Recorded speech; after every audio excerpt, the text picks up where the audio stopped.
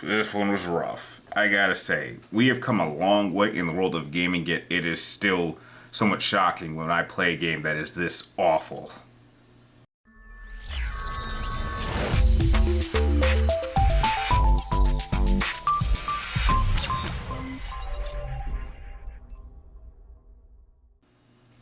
Well, what's up again there, guys? Brian here, D3 Topics Gaming here, share with you my official review for Mindseye, which came out earlier in June. I do want to apologize for this late review slash rant video of mine because I did get kind of bogged down with a number of different projects and just kind of took up time, so I do apologize again. If you do happen to enjoy this little review rant video of mine, please make sure you give this video a thumbs up, and if you haven't already, please could you smash the subscribe button so you can keep track of me and all of my videos that I plan up for the rest of the year. So, Mindseye. There was a lot of bad word about this game coming into launch, and now having gotten as far as I could get in this game, I can officially confirm that Mindseye is without question the single worst video game that I have played so far during this current generation of gaming. This game is in such terrible condition. Now, before I start, I just want to say that my thoughts on this game are primarily focused on how this game was at launch. I think by the time this review comes out, there may have been one or two patches that may have fixed a number of the issues that I will talk about in this review. I'm not sure. I'm sure some of them are still there, but I can tell you this game came out way too soon.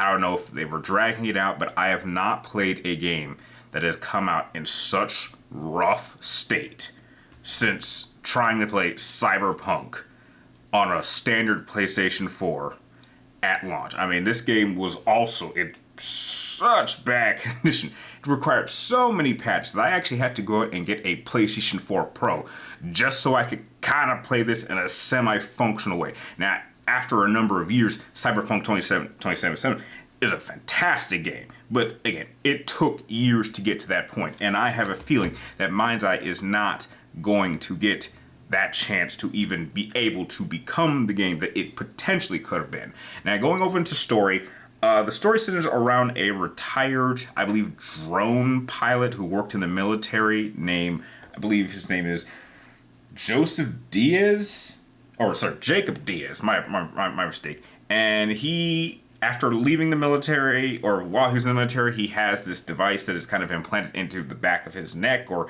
inside of his neck, called the Mindseye, that kind of gives him control of his drones in some sense. And then sometime later he gets hired by a tech company, and from that point on he's involved with solving a bunch of mysteries involving some robotics, and there's some AI talk, and there's some technology. Now, overall, I can say that whoever wrote the plot for this game,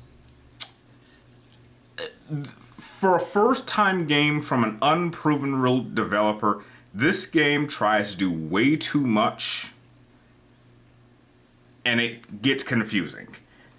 For a first-time game, you have an interesting concept, but you need to really bring it down and simplify it. I think perhaps there are very few writers or storytellers that could get away with something like this. I mean, maybe Hideo Kojima could get away with something like this because his style of storytelling is somewhat confusing, and he does have an audience. But for something like this, for your first time game, it needed to be so simplified. I could easily tell that there's a story there that could work if you just removed a lot of these extra elements. And there's so many characters that are just so generic that it just flat out doesn't work. Now, the one thing I can say with the story, and one of the good things about this game that I will admit, is I do think that some of the performances, for the most part, are fine.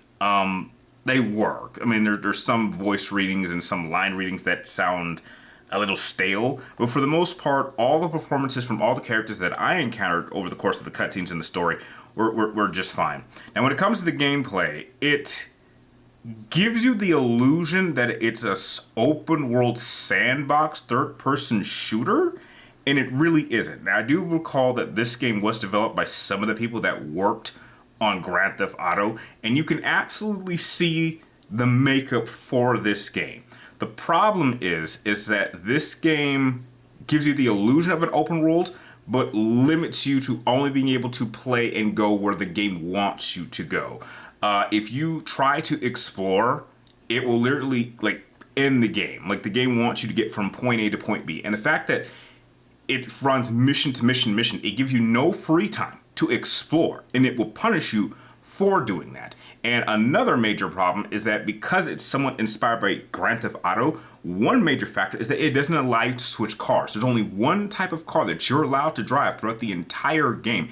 And if it goes down, you're pretty much screwed out of luck. And I can say that the driving in this game isn't bad, but my God, the frame rating for some of the driving here is just awful. I mean, it's really, really rough. Now, the gunfire gameplay, for the most part, is okay. I mean, it's nothing incredible.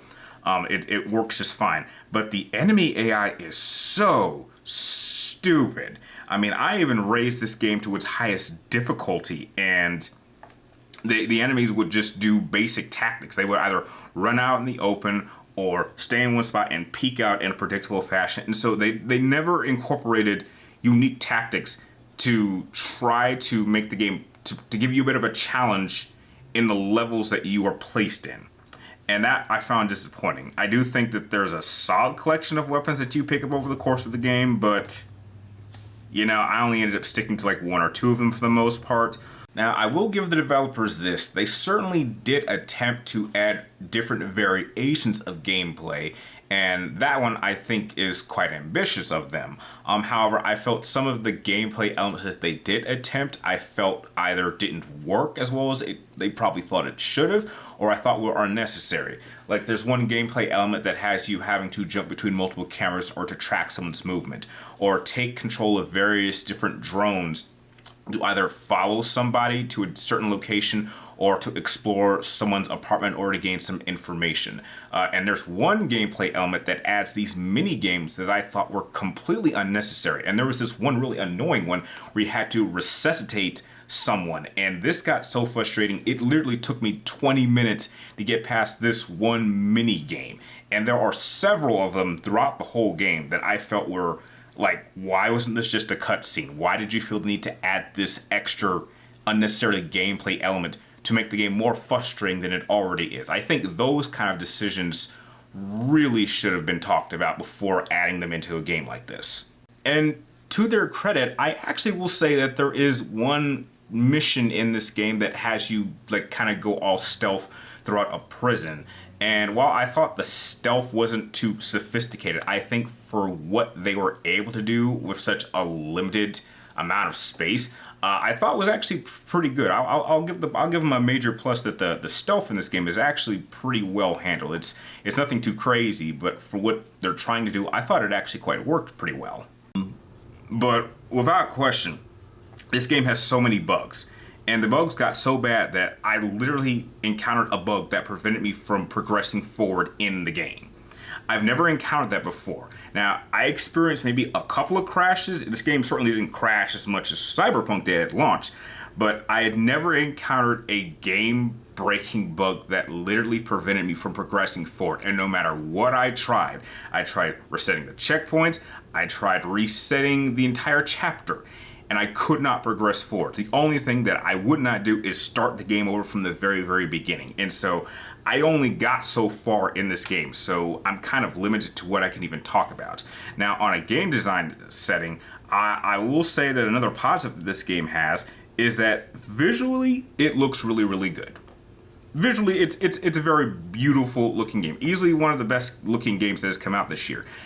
But none of that really matters when you have a game that really does not take advantage of the possible potential that it could have had. You can tell that the building blocks for a great or even solid game are there. The problem is that they've handicapped themselves to be able to only go so far. They tease at this potential, but there's no way, there's no amount of patching that could actually make this game better than what it already is.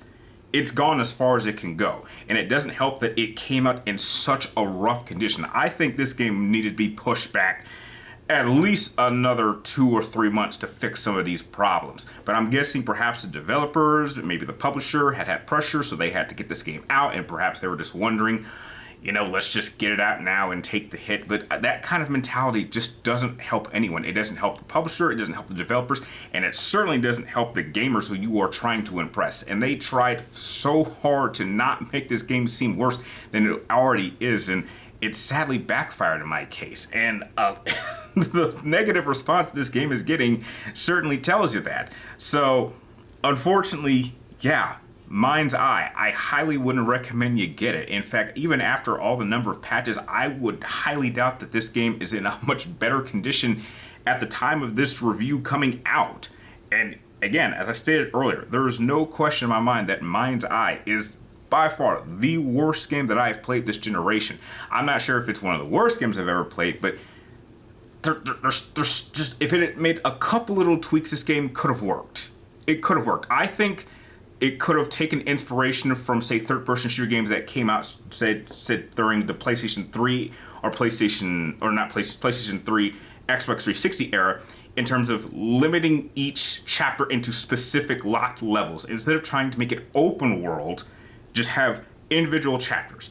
I think if they had gone that route, it might have been a little bit old schoolish, but I think you could have had a much better functioning game that showed its limitations and was able to make the best of what it had. But again, it seemed like they tried to give the illusion that this was a much grander game than it actually was, and it punishes you for trying to explore. So if I had to give Mindseye a rating, I think the highest I could give it is like 2.5. I mean, performances are fine, gunplay was okay, and visually it looked good, but there's just too many flaws, and the fact that there were bugs that prevented me from even beating the game is a massive, massive negative in my book.